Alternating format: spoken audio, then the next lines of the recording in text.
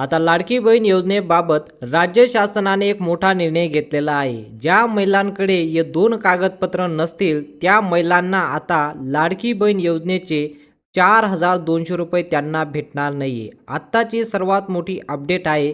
ज्या महिलांकडे दोन कागदपत्र नसतील अशा महिलांना आता 4,200 रुपये मिळणार नाही. ते देखील पुढचे जे हप्ते असणार आहे ते सुद्धा त्यांना मिळणार नाही.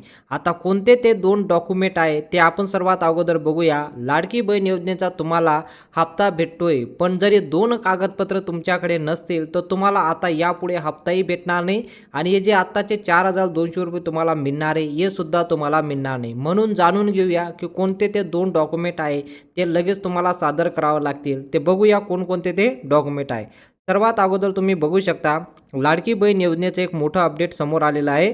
लाडकी बहीण योजनेचा लाभ घेण्यासाठी आता महिलांना ही दोन कागदपत्र सादर करावे लागतील. ज्या महिलांकडे दोन कागदपत्र नसतील त्यांना लाडकी बहीण योजनेचे पुढचा हप्ता अजिबात मिळणार नाही.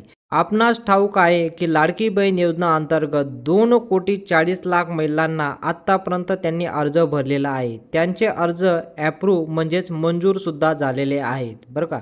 आता त्यांचे अर्ज मंजूर सुद्धा झालेले आहेत, परंतु काही किरकोळ महिलांचे अर्ज अजूनही पेंडिंग दाखवत आहे. म्हणजेच ते अर्ज आता रिव्ह्यूमध्ये दाखवत आहे. त्यांचे अर्ज लवकरच मंजूर होतील, म्हणजे त्यांचे सुद्धा अर्ज लवकरच मंजूर करण्यात येणार आहे. परंतु आता मात्र ज्या ज्या श्रीमंत महिला होत्या त्यांनी सुद्धा या योजनेचा फॉर्म भरला आहे, तर त्यांना आता या योजनेचा फॉर्म भरत असताना त्यांनी याचा लाभ घेतलेला आहे. अशा महिलांना योजनेतून वळवण्यास सुरुवात केली जाणार आहे. ही योजना फक्त आणि फक्त गरीब महिलांसाठी होती, परंतु काही श्रीमंत महिलांनी अनेक मध्यमवर्गीय महिलांनी या योजनेचा फॉर्म भरला आहे आणि या योजनेच्या माध्यमातून त्यांनी पैसे देखील त्यांच्या खात्यात जमा केले आहे. त्यांना सुद्धा आता हे पैसे जमा करावे लागतील. त्यांच्याकडून आता वसुली सुद्धा करण्यात येणार आहे. आता त्या योजनेच्या बाबत ज्या लाडक्या बहिणींनी फॉर्म भरला आहे, जे श्रीमंत बहिणी आहेत त्यांनी सुद्धा फॉर्म भरलेला आहे, ज्या मध्यमवर्गीय बहिणी आहेत त्यांनी सुद्धा फॉर्म भरले आहेत. आता त्यांना साहेबांनी कसं सूचना देऊन टाकली. आता राज्य शासनाने खूप मोठा निर्णय घेण्यात आलेला आहे. तो निर्णय म्हणजे ही दोन कागदपत्र तुमच्याकडे असतील तरच महत्त्वाचं आहे. जर हे दोन कागदपत्र तुमच्याकडे म्हणजेच दोन डॉक्युमेंट जर तुमच्याकडे नसतील तर तुम्हाला इथून पुढे योजनेचा एकही हप्ता मिळणार नाही. मुख्यमंत्री एकनाथ शिंदे यांची विधानसभा निवडणुकीच्या प्रचारादरम्यान सांगितलं होतं की जर लाडकी बहिणींनी आम्हाला पुन्हा एकदा निवडून दिलं तर आम्ही योजना पुढील 5 वर्ष चालूच ठेवणार आहोत, असं एकनाथ शिंदे यांनी घोषणा केली होती. ही योजना कधीही बंद पडू देणार नाही, ही सुद्धा मोठी घोषणा त्यांनी केली होती. आता काय ते कागदपत्र असणार आहे, कोणाला ते कागदपत्र जमा करावं लागणार आहे, यावर मोठी माहिती बघू शकता. आणि सोबतच जर तुम्ही आमचे हात बळकट केले, लाडक्या बहिणींनी आमचे हात जर बळकट केले, आम्हाला जर ताकद दिली तर आम्ही 1,500च्या ऐवजी 2,000 रुपये देऊ, 2,000च्या ऐवजी 2,500 देऊ, 2,500चे आम्ही 3,000 सुद्धा करणार, हे सुद्धा त्यांनी आचारसंहिता चालू असताना त्यांच्या भाषणमध्ये त्यांनी सांगितलं होतं. त्याचप्रमाणे शासनाने आता 1,500 रुपयावरनं हा हप्ता आता 2,100 रुपयावर केला आहे. बघा, आता 1,500च्या ऐवजी तुम्हाला 2,100 रुपये जे भेटतंय ते आता जे त्यांनी आचारसंहिता चालू असताना बोललं होतं त्यावरूनच तुम्हाला आता 2,100 रुपयाचा हप्ता मिळतोय. काल संध्याकाळी 6 वाजल्यापासून हे हप्ते महाराष्ट्रातील 10 जिल्ह्यांमध्ये महिलांच्या खात्यात जमा व्हायला सुद्धा सुरुवात झालेली आहे. आता काल संध्याकाळपासून 10 जिल्ह्यांमध्ये पैसे वाटप सुद्धा झालेले आहे. आता कोणते ते जिल्हे आहेत, कोणत्या जिल्ह्यात पैसे वाटप झाले ते सुद्धा मी तुम्हाला पुढे सांगतो. इथं बघू शकता तुम्ही. तर या 10 जिल्ह्यांची त्यांनी कसं निवड केली. जिल्ह्यांची लोकसंख्या जर कमी असेल, म्हणजे या 10 जिल्ह्यांची लोकसंख्या कमी आहे त्या जिल्ह्यांना सर्वात आधी पैसे वाटप केले आहे. बघा, सर्वात कमी लोकसंख्या असलेले 10 जिल्हे शासनाने निवडले आणि त्या ठिकाणी 30 लाख महिलांना आत्तापर्यंत त्यांच्या बँक खात्यात 2,100 रुपयाचा हप्ता जमा करण्याला सुरुवात सुद्धा केलेली आहे. बघा, तर राज्य सरकारने याला योजनेला सुरुवात करून 2,100 रुपये त्यांच्या खात्यात जमा करण्याची सुरुवात सुद्धा केलेली आहे. आता तुम्हाला देखील, तुम्ही जर या जिल्ह्यांमध्ये राहत असाल तर तुम्हाला सुद्धा पैसे भेटले असतील. हे 2 कागदपत्राबद्दल पण आपण जाणून घेऊया. कोणकोणते ते 2 कागदपत्र लागणार आहे. पण या जिल्ह्यात जरी तुम्ही राहत असाल आणि जर तुम्ही ते 2 डॉक्युमेंट जमा केलं नसेल, तर तुम्हाला सुद्धा मोठी अडचण येणार आहे. ती अडचण तुम्ही दुरुस्ती करण्यासाठी आत्ताच्या आत्ता तुम्हाला हे 2 कागदपत्र जमा करावेच लागणार आहे. ठीक आहे. आता अनेक महिलांचे त्या ठिकाणी कमेंट करत होत्या, की आम्ही तर त्या जिल्ह्यात राहतो, परंतु आम्हाला पैसे आलेच नाही. बघा, तुमची कमेंट येते, की सर आम्ही या जिल्ह्यात राहतो, तरी देखील आम्हाला पैसे आले नाही. तर हे 2 कागदपत्र तुम्ही जमा केले नसेल, म्हणून तुम्हाला आत्तापर्यंत पैसे आले नसतील. तर आता अशा महिलांसाठी त्या जिल्ह्याच्या नावेसुद्धा तुम्हाला सांगत आहे. ठीक आहे. आता तुम्हाला ते जिल्हे दाखवतो, त्या जिल्ह्यांचे नावसुद्धा तुम्हाला सांगतो. या जिल्ह्यात जर तुम्ही राहत असाल, तर तुम्हाला पैसे येणार आहे. ठीक आहे.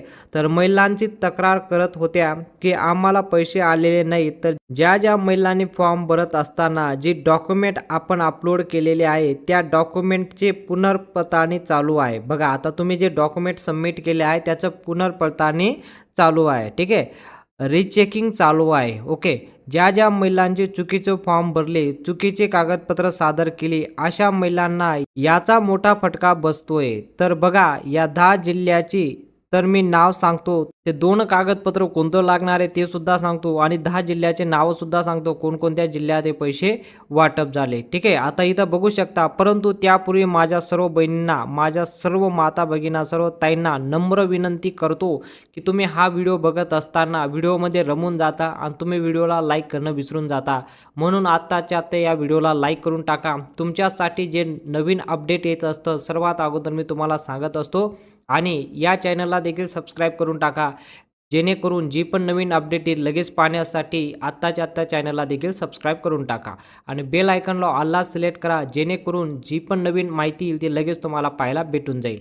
आता बघूया अपडेट काय आली आहे. साहेबांनी 2 कागदपत्र कसं सांगितलं आणि कोणत्या 10 जिल्ह्यात पैसे वाटप सुरू झालेले आहे. त्यापूर्वी तुम्हाला एक मोठी बातमी सुद्धा देतो, की केवळ लाडकी बहीण योजनेवरच विसरून राहू नका. शासनाच्या अनेक योजना येत आहे, त्यातून लोक लाखो रुपये कमवत आहेत. तुम्ही सुद्धा शांत बसू नका. लाडकी बहीण योजनेसोबतच विश्वकर्मा योजना असेल किंवा लखपती दीदी योजना असेल, असे अनेक योजना आहे, ज्यातून मोफत सायकल मिळत आहे, मोफत स्कूटी मिळत आहे. मुलींच्या नावाचे 1,00,000 रुपये ठेव शासनाकडून दिली जात आहे. मोफत शिलाई मशीन सुद्धा दिली जात आहे. तुम्हाला माहिती आहे, मोफत शिलाई मशीन सुद्धा देण्यात येत आहे आणि त्यावरच तुमचा रोजचा स्वयंपाक करण्यासाठी सोलर किट सुद्धा मिळत आहे. बघा, तुमच्या रोज स्वयंपाक करतात तेव्हा तुम्हाला एक सोलर किट सुद्धा देण्यात येणार आहे. जर या योजना तुम्हाला ठाऊक नसतील आणि जर या योजनेबाबत लाभ घ्यायचा असेल, तर तुम्हाला एक सर्वात मेन म्हणजे तुम्ही या चॅनलला सबस्क्राईब करून घ्या, कारण की तुमच्यासाठी जी पण नवीन योजना येते सर्वात अगोदर मी तुमच्यापर्यंत पोहोचवत असतो. म्हणून व्हिडिओला लाईक करून घ्या. सर्व योजनेबद्दल मी अपडेट देत राहतो. ठीक आहे. आता बघूया कोणकोणते ते कागदपत्र आहे आणि कोणकोणते ते जिल्हे आहेत त्यामध्ये पैसे वाटप झाले. सर्वात अगोदर बघूया कोणते ते जिल्हे आहेत ज्यामध्ये पैसे वाटप सुरू आहे. आता सर्वात प्रथम जो पहिला जिल्हा आहे तो म्हणजे सिंधुदुर्ग जिल्हा.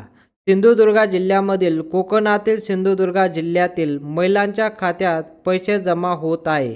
आता ज्यांच्या खात्यात पैसे आले नाहीत, त्यांनी नक्की त्यांचा फॉर्ममध्ये त्रुटी आहे, त्यांची डॉक्युमेंट सादर करताना ही 2 डॉक्युमेंट सादर केलेले नाहीत. आता त्यांना नव्याने 2 डॉक्युमेंट दाखल करावे लागतील. आता कोणते ते दाखल करावे लागतील ते मी पुढे तुम्हाला सांगतो. पण सर्वात अगोदर पहिला जो जिल्हा आहे तो म्हणजे सिंधुदुर्ग जिल्हा आहे. ठीक आहे. 2 कागदपत्र सादर करावेच लागतील त्यांना. ठीक आहे. दुसरा जिल्हा म्हणजे गडचिरोली. विदर्भातील असणारा जिल्हा गडचिरोली जिल्ह्यात सुद्धा पैसे वाटप सुरू आहे. ठीक आहे. आणि तिसरा जिल्हा म्हणजे हिंगोली. हिंगोलीमध्ये जरी तुम्ही राहत असाल तरी देखील तुम्हाला पैसे आले असतील. आणि तिसऱ्या जिल्ह्यामध्ये जर तुम्ही मराठवाड्यात हिंगोली जिल्ह्यात राहत असाल तुम्हाला देखील पैसे आलेले असतील. आता बघूया चौथा जिल्हा कोणता, यामध्ये सुद्धा पैसे वाटप झालेले आहे. चौथा जिल्हा म्हणजे वाशी. वाशिममध्ये, ठीक आहे, वाशिममध्ये जर तुम्ही राहत असाल तर तुम्हाला देखील पैसे वाटप झालेले असतील. पाचवा जिल्हा म्हणजे भंडारा. भंडारा जिल्ह्यात जरी तुम्ही राहत असाल तरी सुद्धा तुम्हाला पैसे सुरुवात झालेली आहे. ठीक आहे. आता इथं बघू शकता 6वा, 7वा आणि 8वा जिल्हा म्हणजे वर्धा, गोंदिया आणि रत्नागिरी. कोकणातील रत्नागिरी जिल्हा म्हणजे 6वा, 7वा, 8वा या जिल्ह्यात जरी राहत असाल तरी देखील तुम्हाला पैसे वाटप झालेले आहे. आणि नंदुरबार जिल्ह्यात जरी राहत असाल तरी देखील खानदेशातील नंदुरबार आहे. आणि शेवटचा आहे धाराशिव, म्हणजे पूर्वीचा सर्विस्व नाव होतं उस्मानाबाद, त्याला आता धाराशिव करण्यात आलेलं आहे. या जिल्ह्यात सुद्धा पैसे वाटप होत आहे. ठीक आहे. आता बघा, सिंधुदुर्ग, गडचिरोली